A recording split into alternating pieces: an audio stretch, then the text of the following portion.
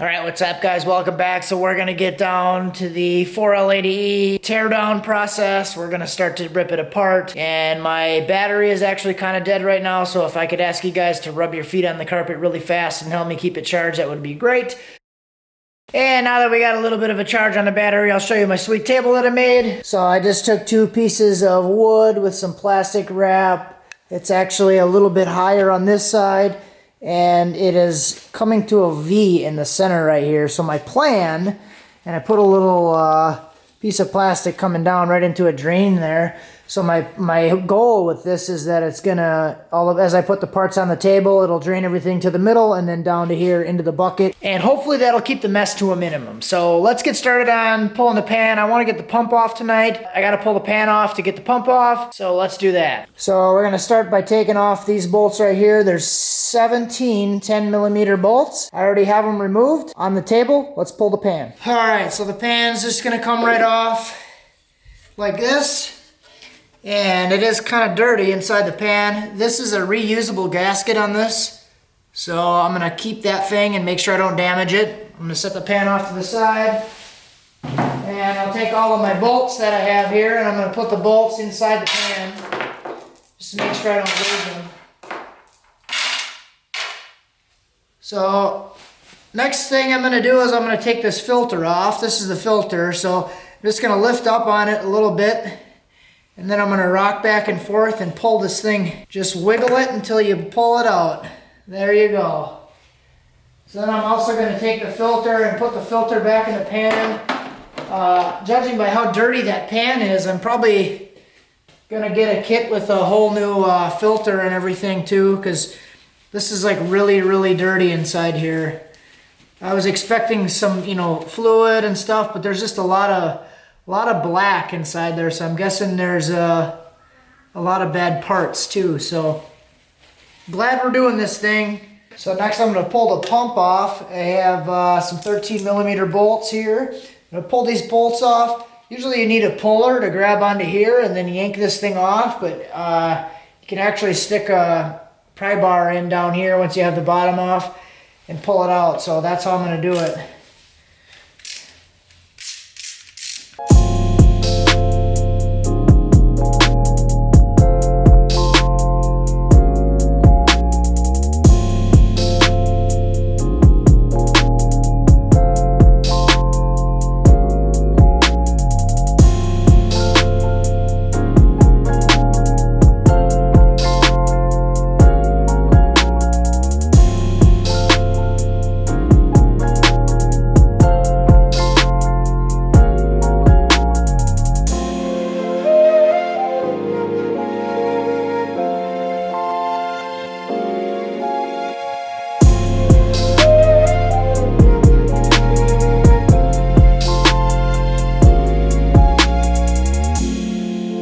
Let's take apart this pump. Got the pump out. This is the front side on the outside of the transmission. That's the shaft that slips out. Slips out off of the input shaft. So I already got this kind of pre-loosened. Just got 5 13mm bolts again.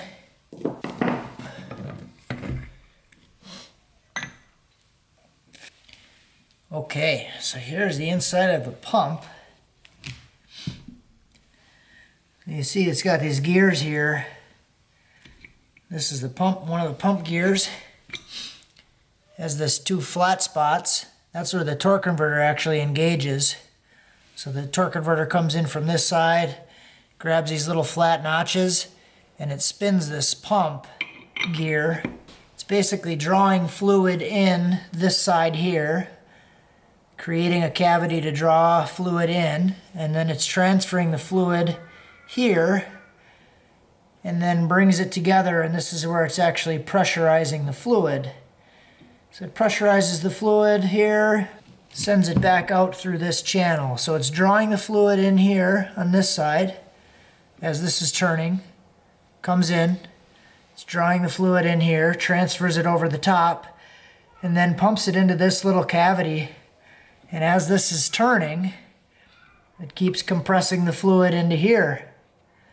and then it sprinkles it where it needs to go. So let's check these gears. These gears actually don't look too bad. There's a little bit of scoring on them, but nothing serious. This side of the gear looks really good. That's not too bad. Let's pull this guy out. All right, so this one actually doesn't look too bad either. There's no scoring or scratches or weird junk on that one. All right. Interesting. All right, so I don't see any scoring, scratches, anything weird. This bushing looks like it's toast though. This bushing looks really bad. You can see that.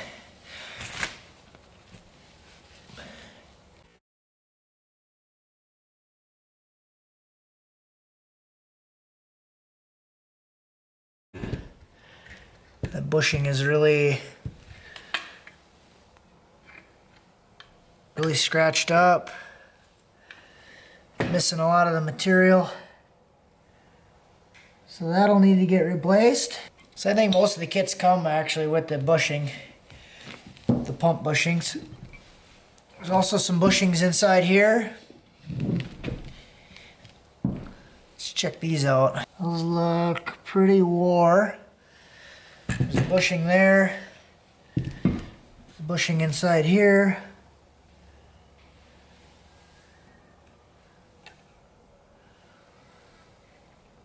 Wow, that looks like destroyed.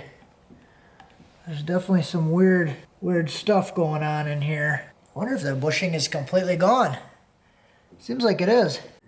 All right, so if we look a little bit closer inside here, it's a little bit tough to see it, but there's like all these score lines in here, and you see a little lip right down there. So there's actually supposed to be a bushing inside of here. And there's no bushing, but there's a whole bunch of scoring.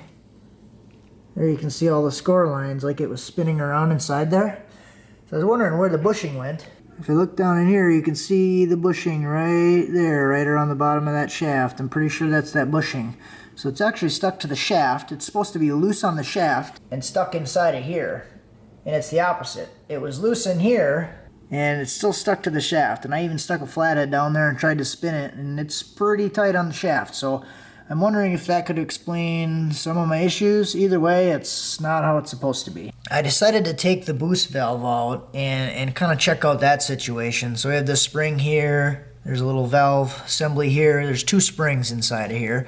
And what I noticed was this spring here was like really loose no matter what I did. This one was tight because this was all the way in, and I'm not going to put it in because it doesn't want to come out. It's very difficult to get out, and that's actually why I have this towel on my hand, because I jammed the tip of this sharpened screwdriver into my hand. So I'm trying to close that hole up in my hand, but this boost valve sleeve is like really doesn't want to come out of here.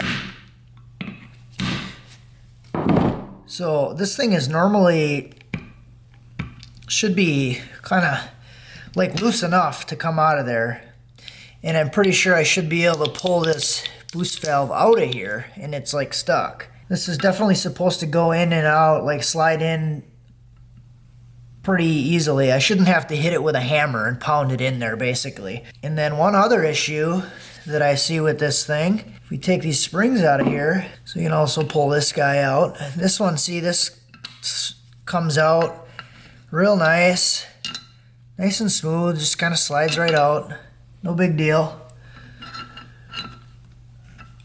And that sleeve was a pain in the nuggets. So let's look at this now. If you guys can see inside of there, right there, it's like all scratched and gouged up.